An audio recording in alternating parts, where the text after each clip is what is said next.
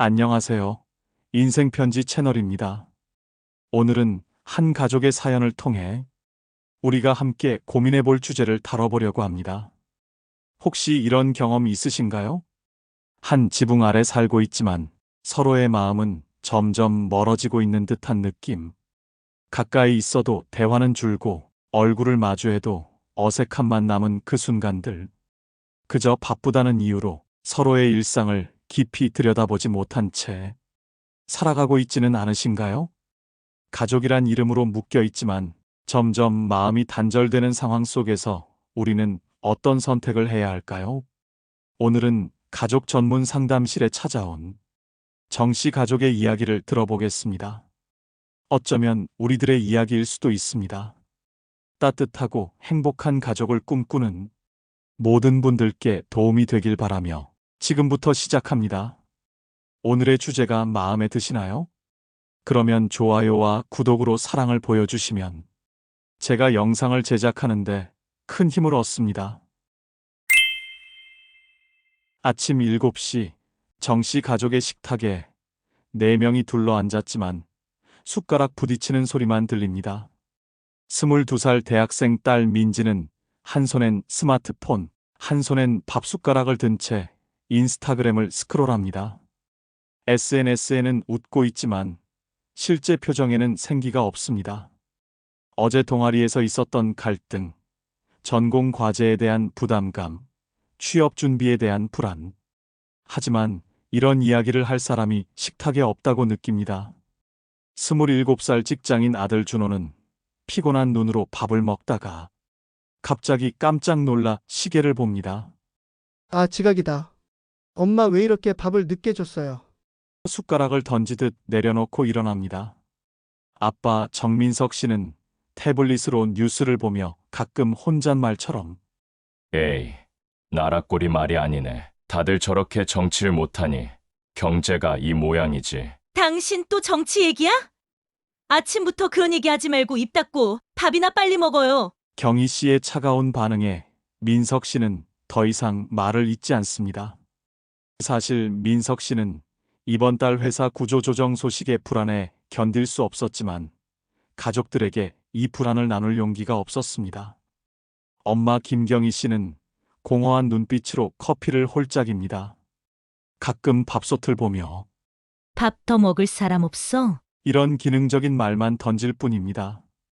준호가 현관문을 향해 뛰어갑니다. 엄마, 저기 있는 내 휴대폰 좀 주세요. 엄마는 식탁 위에 있는 아들의 휴대폰을 건네며 대답합니다. 퇴근하면 술 마시지 말고 일찍 들어와. 민지도 일어섭니다. 다녀오겠습니다. 잘 다녀와. 매일 듣는 형식적이고 별로 의미 없는 대답에 그냥 문을 닫고 나갑니다. 이 가족의 대화라고는 필요한 정보만 주고받는 짧은 대화가 전부입니다. 밥 먹었어? 세탁물 있어? 언제 들어와? 그 이상의 감정, 생각, 고민을 나누는 대화는 존재하지 않습니다. 이제 저녁 시간에 정씨 가족의 풍경을 한번 살펴보겠습니다.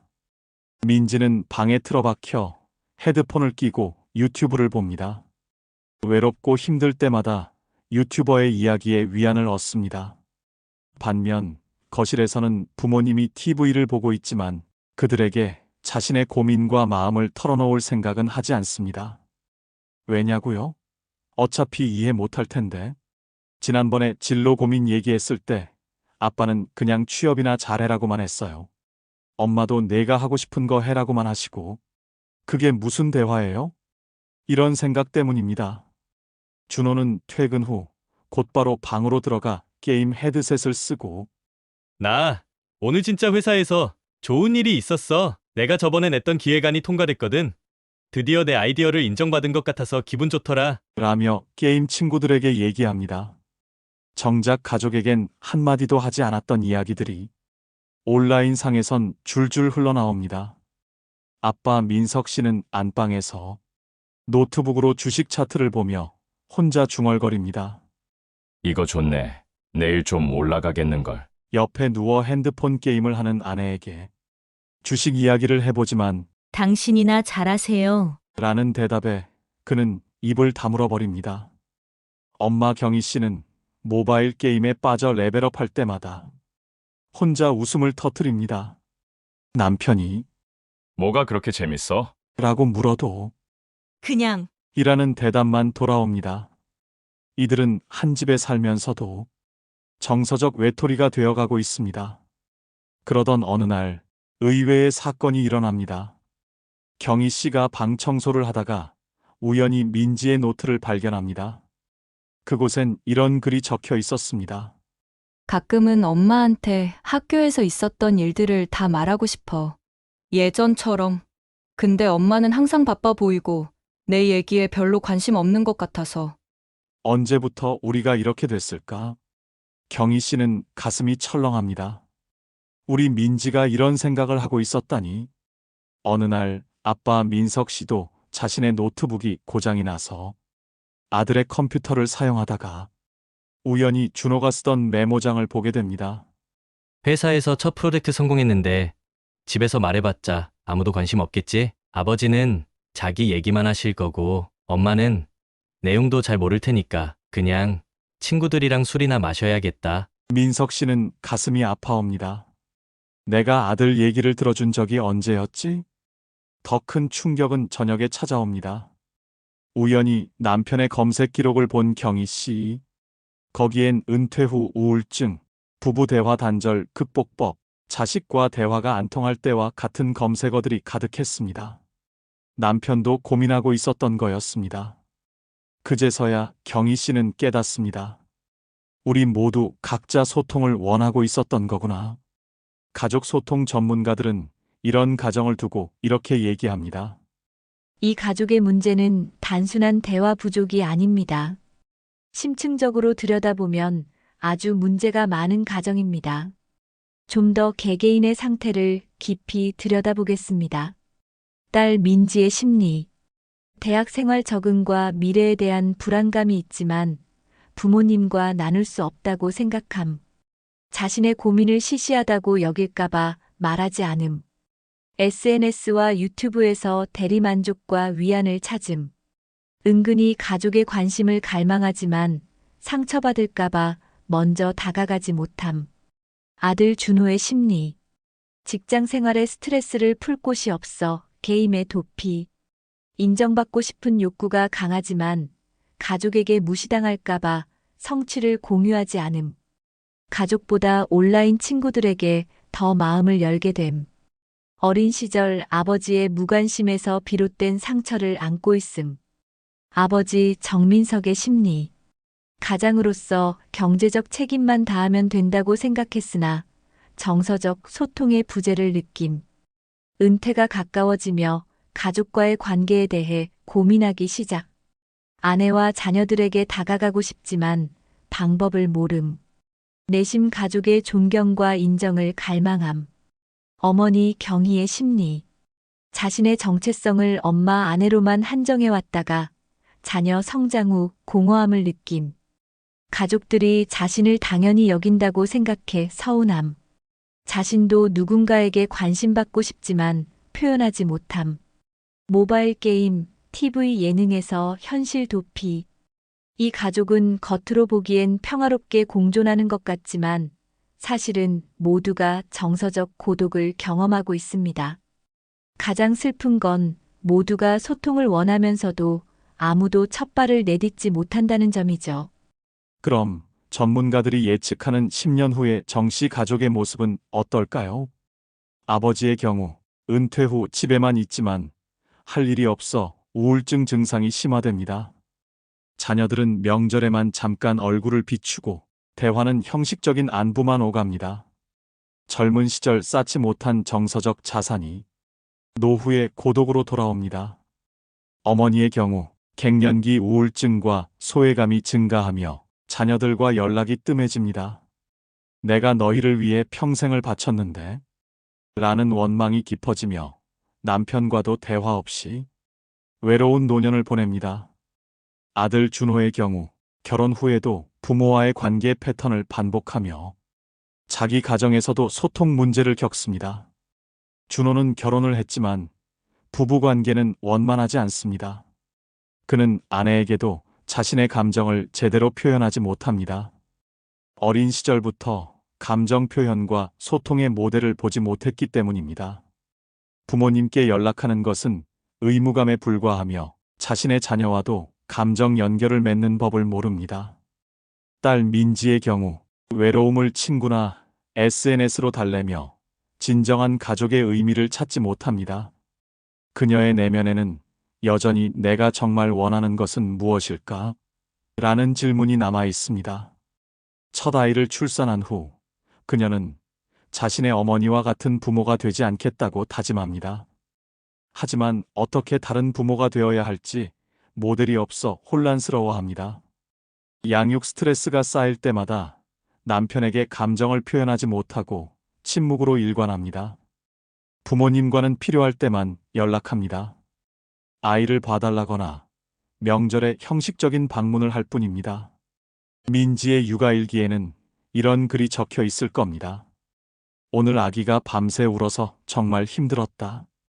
엄마에게 전화해서 조언을 구하고 싶었지만 그냥 인터넷을 찾아봤다. 엄마는 내 고민을 이해해 줄까? 어렸을 때부터 우리는 진짜 대화를 나눠본 적이 없는 것 같다. 내 아이에게는 꼭 다른 엄마가 되고 싶은데 어떻게 해야 할지 모르겠다. 마음속에 답답함이 가득하다. 더 무서운 것은 이런 정서적 단절이 대물림된다는 점입니다. 준호와 민지가 자신의 가정을 꾸리더라도 정서적 소통이 있는 가정을 경험하지 못했기에 같은 패턴을 반복할 가능성이 큽니다. 오늘의 주제를 다뤘던 상담 전문가는 이렇게 조언합니다. 여러분은 정서적 문맹 상태에 가깝습니다. 정서적 문맹이란 자신과 타인의 감정을 인식하고 표현하는 능력이 부족한 상태를 말합니다. 정 씨 가족은 각자의 감정을 표현하는 법을 잊어버렸고 서로의 감정을 읽을 줄도 모릅니다. 예를 들어 민지가 대학에서 힘든 날을 보내고 풀이 죽어 돌아왔을 때 엄마는 밥 먹을래? 라고만 물었습니다. 딸의 표정에서 힘듦을 읽지 못했고 설사 읽었다 해도 무슨 일 있어? 라고 물어볼 감정적 어휘가 부족했던 것이죠. 아빠도 마찬가지입니다. 아들이 직장에서 성과를 올려 기뻐할 때 그는 다음엔 더 잘해야지라고만 말했습니다. 칭찬하고 기뻐하는 감정 표현이 서툴렀기 때문입니다. 정서적 문맹은 세대를 거쳐 전달됩니다. 정민석 씨의 아버지도 그에게 감정을 표현하는 법을 가르쳐 주지 않았고 이제 그의 자녀들도 같은 패턴을 반복하고 있습니다. 사람의 정서 발달은 책을 통해서가 아니라 가족과의 상호작용을 통해 이루어집니다. 정민석 씨의 가족은 이 부분에서 심각한 결핍을 경험하고 있습니다. 겉으로는 문제없이 돌아가지만 내면의 연결고리는 끊어진 상태입니다. 마치 잘 돌아가는 기계처럼 각자의 역할만 수행하고 있죠. 정 씨 가족의 일상을 보면 모두가 기능만 합니다.